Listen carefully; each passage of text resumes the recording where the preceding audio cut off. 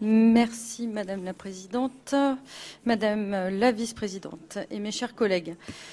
Alors l'Île-de-France est en bonne santé, plutôt et relativement en bonne santé par rapport aux autres régions de France. C'est ce que nous apprend le dernier rapport de l'ARS sur les chiffres de la santé en Île-de-France. Si ces chiffres sont bons, c'est aussi car notre territoire a une population plus riche et plus jeune, avec 2 millions de jeunes en Île-de-France, soit 2% de plus que la moyenne nationale. À première vue, nous pourrions donc nous réjouir de ce premier diagnostic, mais ces bons chiffres en apparence ne doivent pas nous inciter au relâchement, mais plutôt à la vigilance et à l'anticipation.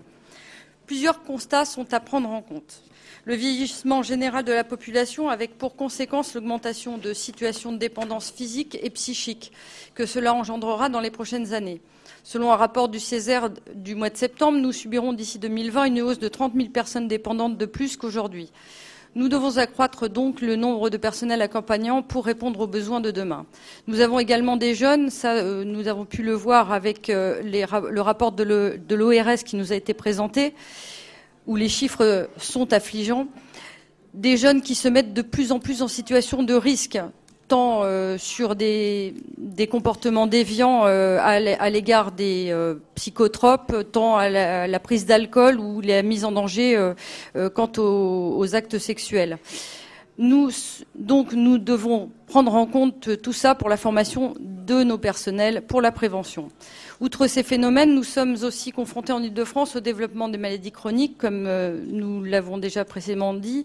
2,5 millions de franciliens en sont atteints. Nous devons pouvoir proposer une prise en charge globale et personnalisée des patients, avec un parcours coordonné de soins, favorisant l'hospitalisation à domicile, qui permettra de désenclaver les hôpitaux et obtenir de meilleurs résultats thérapeutiques. Ces séjours à domicile nécessitent d'autant plus de personnel soignant. Et pour répondre à ces différentes problématiques et pour remettre les personnes concernées au cœur du système, nous avons besoin d'un meilleur maillage des professionnels de santé et devons former davantage de personnel qualifié, répartis sur l'ensemble du territoire. C'est tout le sens de votre schéma de formation, Madame la Vice-Présidente.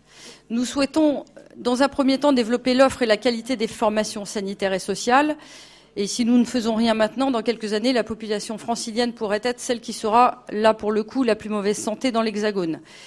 Pour cela, nous aurons donc besoin de l'engagement de l'État. Christine Quiri l'a rappelé tout à l'heure. Nous vous soutiendrons, Madame la Vice-Présidente, pour aller rappeler à l'État sa responsabilité en matière d'investissement dans les centres de formation. Nos IFSI sont très vétustes et nuisent à la réussite des étudiants. Les établissements ne sont plus conformes, il y a une urgence à agir et l'État devra nous aider dans cette mission. Un second enjeu est de faire connaître et valoriser les différents métiers et formations pour favoriser l'orientation des jeunes vers cette filière. Aujourd'hui, la communication réalisée sur les différents métiers existants ne semble pas à la hauteur. Trop nombreux sont les étudiants qui abandonnent après quelques mois de formation, car cette dernière ne ressemble pas à l'image qu'ils pourraient en avoir. Mais nous devons davantage travailler notre communication afin de donner, dès le lycée, une représentation réelle et concrète des métiers possibles.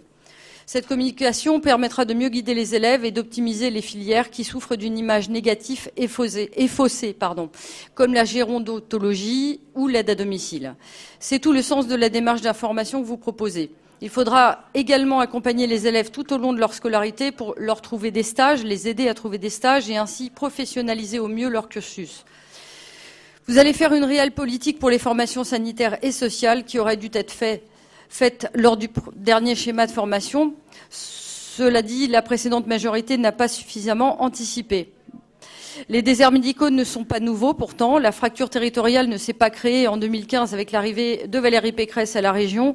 Le besoin exponentiel de personnel soignant ne date pas d'aujourd'hui non plus. Je me réjouis donc que vous preniez la situation en main et que vous fassiez de nos formations des lieux d'excellence. En liant ces formations aux universités, nous allons pouvoir expérimenter de nouvelles méthodes pédagogiques. Les pratiques de simulation, l'utilisation du numérique, nous permettront à nos jeunes étudiants de se familiariser avec des outils de notre temps. Nous sommes dans un monde en constante évolution. Récemment, je participais à un colloque de la Silver Valley où étaient présents près de 250 chefs d'entreprise qui m'ont présenté, entre autres, les outils de nos professionnels médicaux qui pourront être utilisés dans un futur proche.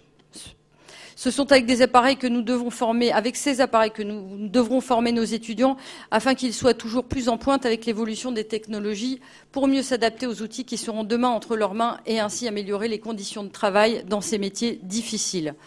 Pour en revenir à la liaison formation sanitaire et sociale et université, la mutualisation des équipements nous permettra d'avoir du matériel plus perfectionné et l'enjeu est plus que matériel, il est également de pouvoir avoir des passerelles tout au long de la vie entre les différentes filières médicales.